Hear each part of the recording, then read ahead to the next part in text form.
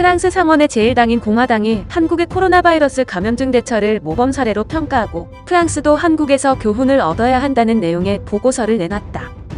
프랑스 상원 공화당 그룹은 최근 작성한 코로나19 감염병 관리의 모범 사례 한국이라는 보고서에서 한국은 올해 2월 코로나19가 세계에서 중국 다음으로 심각한 나라였지만 현재 국경 통제나 국민의 이동 제한 없이도 사망자가 200명을 조금 넘는 수준으로 감염병을 통제하고 있다고 소개했다.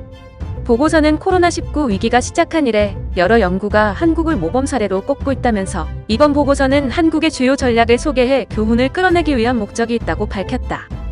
상원 공화당 그룹은 먼저 한국이 2002년에서 2003년 사스와 2015년 메르스 사태를 겪은 것에 학습을 했다고 소개했다. 특히 보고서는 메르스 사태 당시 한국 정부가 감염자가 입원한 병원을 숨기려고 해 루머를 불러일으키고 패닉을 초래했지만 이번에는 질병관리본부의 브리핑과 질의응답으로 보듯이 투명성 전략을 택했다고 소개했다. 프랑스 상원 의원들이 다른 무엇보다 주목한 것은 한국인들의 시민의식이었다. 보고서는 정부가 본격적으로 코로나19 대처에 나서기도 전에 시민들이 바이러스의 심각한 위험성을 인식하고 자가격리에 자발적으로 협조하는 등의 공동체 의식이 자리했다고 소개했다. 이어 한국은 이런 종류의 위기에 당면하면 공동체 정신을 발현한다면서 정부의 대책과 방역망이 제대로 작동할 수 있었던 것도 시민들의 이런 공동체 정신에 기인한다고 평가했다.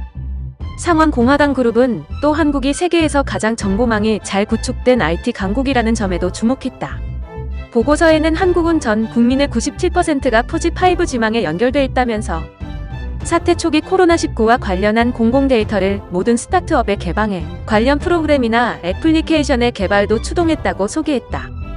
한국의 스마트폰 기반의 모바일 정보를 이용한 방역 방식에 대해서도 보고서의 많은 부분을 할애해 설명했다. 특히 코로나19 사태 초기에 프랑스에서 한국의 방식이 인권 침해 요소가 크다는 비판이 것을 의식한 듯 보고서는 먼저 한국의 개인정보보호법이 유럽의 정보보호규약보다 덜 엄격한 것이 아니라고 강조했다. 이어 동선 추적을 허용한 법은 메르스 사태 이후 국민들의 요구에 따라 국회에서 채택됐다면서 한국에서 개인정보 이용은 본인 동의에 의해서만 가능하지만 공공안전이나 공중보건이라는 예외적 상황도 있다. 그래도 익명성은 항상 보장된다고 소개했다. 특히 보고서는 질병관리본부의 적극적인 정보 공유가 한국인들에게 정부가 얼마나 투명한지를 나타내는 척도로 기능할 뿐만 아니라 이동 제한 등 봉쇄 조치의 대안으로 인식되고 있다고 소개했다. 보고서는 프랑스도 마스크 착용이 보편화하도록 조치하고 PCR 검사를 광범위하게 시행하는 한편 추적 모바일 애플리케이션을 도입해 감염자와 접촉한 사람들을 파악하는 것이 필요하다는 제안으로 끝을 맺었다. 이번 보고서 작성은 우파 공화당 소속으로 한불의원 친선 협회장을 맡은 카트린 뒤마 의원이 주도했다.